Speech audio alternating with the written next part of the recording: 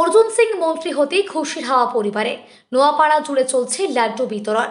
বিধায়ক সাংসদ থেকে এবার রাজ্যের মন্ত্রী হিসেবে দায়িত্ব সামলাতে চলেছেন নোয়াপাড়ার বিধায়ক তথা ব্যারাকপুরের দাপুটের নেতা অর্জুন সিং।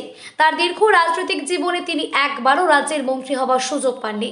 তবে নতুন বিজেপি সরকার বাংলায় ক্ষমতায় আসার পরেই শুভেন্দু অধিকারীর মন্ত্রিসভায় আজ পূর্ণ মন্ত্রী হিসেবে লোকভবনের শপথ নিলেন নোয়াপাড়া বিধায়ক।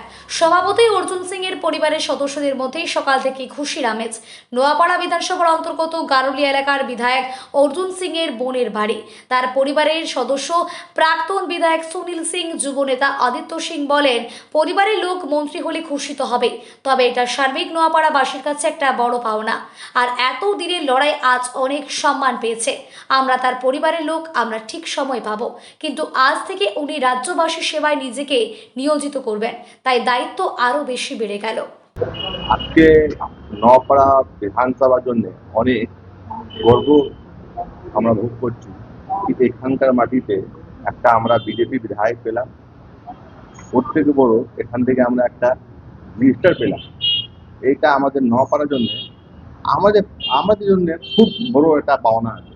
এই জন্য আমি নরেন্দ্র মোদীকে, শুভেন্দু অধিকারীকে সবসময় ধন্যবাদ বলবো কি এই জন্য আমাদের ব্যারাকপুর প্রান্তের জন্য এত বড় কিছু ভাবলেন না ওনারা, ওনাকে আমি অনেক ধন্যবাদ জানাই। রাজনীতিতে একদম নবাগত রাজনীতি করুন মধ্যে আছে কোন কি কি কাজ থাকে নোয়াপাড়াবাসীর জন্য মন্ত্রীর করো। দেখো, আমাদের যে বিধায়ক আছে আপনারা সবাই জানেন, উনি অনেক গ্রাসরুটের নেতা। উনি এরকম কোনো কারো অসুবিধা হবে না, উনি সবসময় মানুষকে নিয়ে চলেন। আর যার কোনো কাজ থাকবে তো প্রথম আমাদের প্রায়োরিটি থাকবে সবসময় মহিলাদের সম্মান, মহিলাদের এম্পাওয়ারমেন্ট, মহিলাদের সুরক্ষা।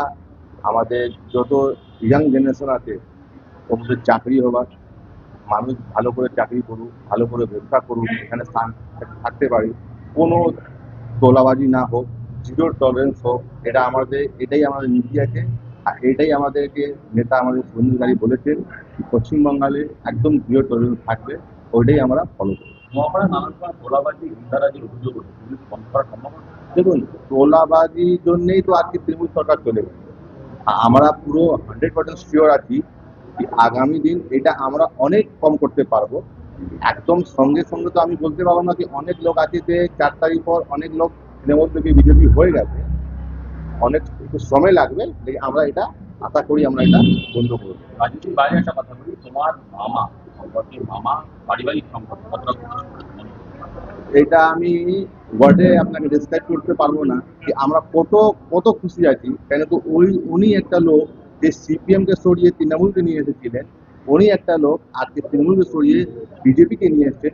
এর থেকে বড় আমাদের কোনো পাওনা নেই, এর থেকে বড় কোনো খুশি নেই আমাদের যে ওনার মতন লোক, ওনার ফ্যামিলির মধ্যে আমরা একজন আমরা ওনার ফ্যামিলি রিলেশনে আছি। আমরা এটা আমাদের অনেক গর্ব।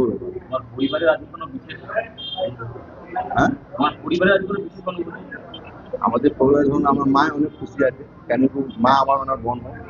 আর উনি প্রায় 2019 থেকে যেভাবে ওনার উপর অত্যাচার হয়েছে, 19-এর পর থেকে যেভাবে আমার অত্যাচার হয়েছে, এবং একটাও দিন যায়নি যে উনি টেনশনে থাকেন, একদিনও যায়নি যে উনি সবসময় চিন্তা করতেন কি আমার ভাই ঠিক আছে কিনা, সব ঠিক থাকবে, সব ঠিক থাকুক, ভালো থাকুক। এটাই সবসময় উনি ভগবান ঠাকুর থেকে এটাই প্রার্থনা করতেন যে উনি ভালো থাকুন, ভালো জায়গায় আসুন। আর যত ওনার কষ্ট আছে এই সব কষ্টটা সরে যাক, উনি একটা মানুষের ভালো করে পরিষেবা দিতে পারেন। অন্য মন্ত্রী শপথ নেওয়ার পরে ভাবনা হিসেবে কি মামার কাছে ফোন গেছিল এখন? হ্যাঁ, আমি ওনাকে মেসেজ করেছি, কেন উনি অনেক ব্যস্ত আছেন আজকে। আমি জানি উনি ব্যস্ত আছেন, আমি চাই না আমাকে ডিস্টার্ব করা। কেন আমরা তো ঠিক আছে, আমাদের বাড়ির লোক যখন তখন আমি দেখা করতে পারি। অনেক লোক অনেক আশা থাকে, অনেক লোক দেখা করতে চায়, অনেক বাইরে থেকে অনেক ফোন করে। আগে ওনারা করুক, ভালো থাকুক, আমরা বাড়িতে গিয়ে ওনার সঙ্গে আলোচনা করতে।